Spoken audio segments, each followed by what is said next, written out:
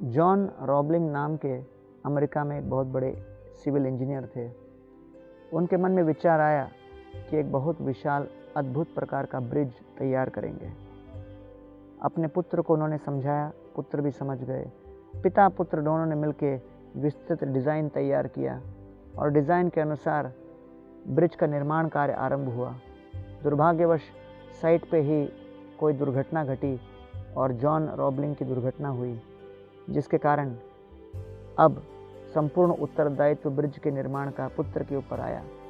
लेकिन कुछ समय के पश्चात एक और दुर्भाग्यशाली घटना घटी और पुत्र का स्ट्रोक हो गया और वो केवल बिस्तर पर लेटे रहे। उनके शरीर का अंग अंग पूरी तरह शिथिल पड़ गया, केवल कुछ उंगलियां हिल सकती थीं। लेकिन उनके हृदय में इस ब्रिज को संपन्न करके सफलतापूर्वक तैयार करने का दृढ़ संकल्प बना रहा। उन्होंने अपने पत्नी को अपने निकट बुलाकर केवल अपने उंगलियों के चाप से एक इस प्रकार के संकेत की भाषा आरंभ की, जिससे पत्नी उस भाषा को समझकर इंजीनियर तक साइट पर संदेशा देती थी। उनके कुछ संशय होते तो वही संकेत की भाषा के माध्यम से वो जॉन रॉबलिंग को सुनाते और इस प्रकार आदान प्रदान चलता रहा। सुनने में बड़ा चमत्कारी लगता है, लेकिन ये चमत्कार वास्तव में संपन्न हुआ 1883 में। पूरा ब्रिज समाप्त हुआ, तैयार हुआ।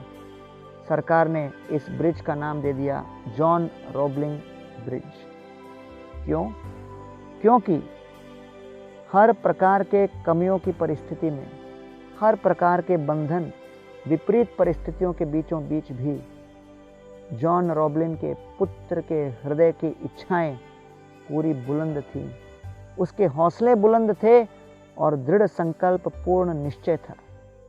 इसीलिए जीवन की यात्रा करते समय जब विभिन्न प्रकार के परिस्थितियां विपरीत हों और हमें लगे कि हम इस समस्याओं के पहाड़ को पार नहीं कर पाएंगे, लेकिन जब हमारी इच्छा तीव्र होगी तो केवल उस इच्छा के तीव्रता से भगवान की कृपा का वज्रपात इन समस्याओं के पहाड़ पर टूटकर उसको चूर चूर कर जाएगा।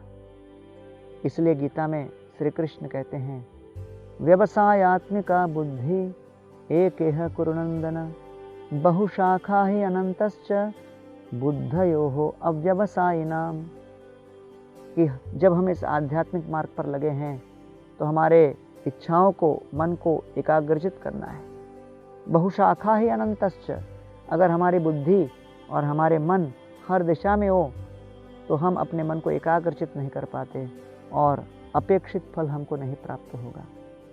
हमारे जीवन के इस बढ़ते हुए परिश्रम में हम ये दृढ़ संकल्प कर लें कि हम अपने लक्ष्य को प्राप्त करने के लिए अपनी सभी इच्छाओं को केंद्रित करेंगे और ऐसे केंद्रित प्रयास से वास्तविक दृढ़ निश्चय का फल मिलेगा।